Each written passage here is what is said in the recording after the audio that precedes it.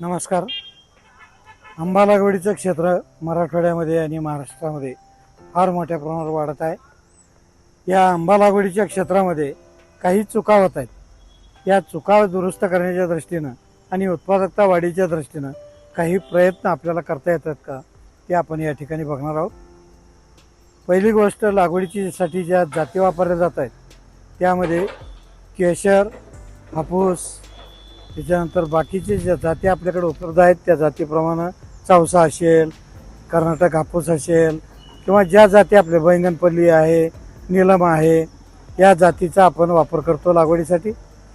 एक गोष्ट लक्षात घेतली पाहिजे, फळबाग लागवड करताना आंब्यासारख्या पिकामध्ये 100 झाडं जर तुम्हाला लावायची असतील तर 90 झाडं एका जातीची असावेत आणि 10 झाडं हे इतर 2-3 जातीचे असावेत, जेणेकरून त्याचं पॉलिनेशन व्हायला मदत मिळेल आणि आंब्याचं शेटिंग चांगल्या पद्धतीने मिळेल. जर तुम्ही 100 झाडं लावायचे, 90 केशर लावले तर 90 केशरच्या नंतर 10 झाडामध्ये तुम्ही नीलम लावा, बैंगनपल्ली लावा, चौसा लावा किंवा आम्रपाली लावा.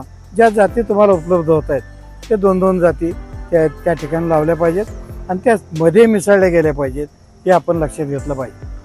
दुसरी गोष्ट, लागवडीसाठी आपल्याकडे एक पद्धत आहे, आपण खड्डे करून लागवड करतो. आम्ही एक बाग बघितला ज्याच्यामध्ये इथं तेलगाव म्हणून वडवणी तालुक्यामध्ये आहे, त्या ठिकाणी चर काढून त्याच्यावर बेड तयार करून त्याच्यावर लागवड ही सर्वोत्तम पद्धत आहे.